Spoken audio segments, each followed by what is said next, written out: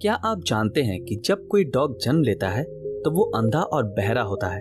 इसके अलावा एक एफिड नाम का भी इंसेक्ट है जो जन्म के वक्त से प्रेग्नेंट होता है। और वहीं दूसरी तरफ कछुआ जन्म लेने के बाद भी बहुत दिनों तक अपना जेंडर खुद ही चेंज कर सकता है ना इंटरेस्टिंग। तो आज के इस एपिसोड में हम ऐसे ही कुछ जानवरों के बारे में बात करने वाले हैं। तो अगर अभी तक आपने चैनल को सब्सक्राइब नहीं किया है तो जल्दी से सब्सक्राइब करके बेल आइकन को ऑन कर दें।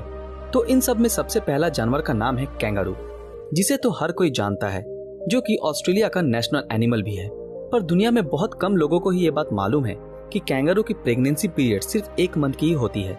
लेकिन जब वो जन्म लेता है तब वो पूरी तरीके से डेवलप नहीं होता और इस समय उसका साइज महज कुछ ही सेंटीमीटर का होता है। साथ ही इस समय इनका वेट 1 ग्राम से भी कम होता है, जिस वजह से हमारे साइंटिस्ट ये मानते हैं कि इनकी एम्ब्रायनिक स्टेज उनके जन्म लेने के बाद अपने मदर के पाउच में ही शुरू होती है और इस स्टेज में पहुंचने के बाद ही उनका बॉडी डेवलप होना शुरू होता है। और एक बात आपको जान के हैरानी होगी कि कैंगारू अपने लाइफ के पहले 190 दिनों तक इसी पाउच के अंदर रहता है और इनके अंदर मौजूद निपलों से ही इन्हें एसेंशियल न्यूट्रिशन मिलता है।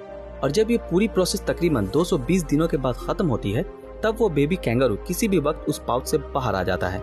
कैंगारूज की तरह हिप्पोस के बारे में भी आपको मालूम ही होगा, लेकिन हिप्पोस कैसे जन्म लेते हैं और पैदा होने के बाद वो कैसे दिखते हैं ये शायद ही आपको मालूम होगा। तो एक हिप्पो की प्रेगनेंसी पीरियड 8 महीने की होती है और वो जन्म तो पानी में ही लेता है, पर वो अपनी पहली सांस खुद से ही पानी से बाहर आकर लेता है। और इसके बाद जब तक वो 6 साल का नहीं हो जाता तब तक वो अपना सारा वक्त अपनी माँ के साथ ही बिताता है, क्योंकि उनको डर रहता है कि कोई मेल हिप्पो कंजेस्टेड फील करने के चलते उन्हें खा ना ले, क्योंकि ऐसा अतीत में 1-2 बार नहीं बल्कि हजारों बार देखा जा चुका है। पर 6 साल बीतने के बाद ही वो बच्चे हिप्पोस अकेले इधर उधर जा पाते हैं, क्योंकि इस वक्त के बाद उन्हें एडल्ट माना जाता है। स्नेल्स। आप समंदर के बीच पर घूम रहे हो और आपको कोई स्नेल दिख जाए, ये तो बहुत ही कॉमन बात है, क्योंकि समंदर या डेजर्ट पर इनका मिलना बहुत ही कॉमन है। लेकिन इनके जन्म लेने का तरीका बिल्कुल भी कॉमन नहीं है। जब एक स्नेल जन्म लेता है तब वो पूरी तरीके से ट्रांसपेरेंट होता है। साथ ही उनके शेल जो नॉर्मली बहुत हार्ड होते हैं वो इस वक्त स्लिम या फिर एक जेली जैसा होता है। और वक्त बीतने के साथ साथ उनकी बॉडी नॉन ट्रांसपेरेंट होने लगती है और साथ ही उनका शेल भी हार्ड होता जाता है। हमारे लिस्ट में अगला नाम है हाथी का। एक एडल्ट हाथी दिखने में जितने प्यारे होते हैं उनसे भी कई ज्यादा प्यारे होते हैं उनके बच्चे, जो कि आकार में बहुत ही छोटे और क्यूट होते हैं। पर क्या आपको पता है कि हाथी की प्रेगनेंसी पीरियड इंसानों से ऑलमोस्ट डबल होती है, जो कि 22 महीनों के आसपास होती है।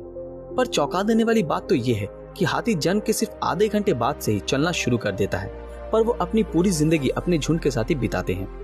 अब हाथी तो बहुत ही बड़ा जानवर है, तो क्यों ना किसी छोटे जानवर के बारे में बात करी जाए, जो कि है स्पाइडर, जो दुनिया में इतना कॉमन है कि एक रिपोर्ट के मुताबिक धरती के हर जगह औसतन 30 स्पाइडर होते हैं। याद रखिए, ये आंकड़ा अर्थ की किसी भी जगह के लिए मिनिमम बताया गया है।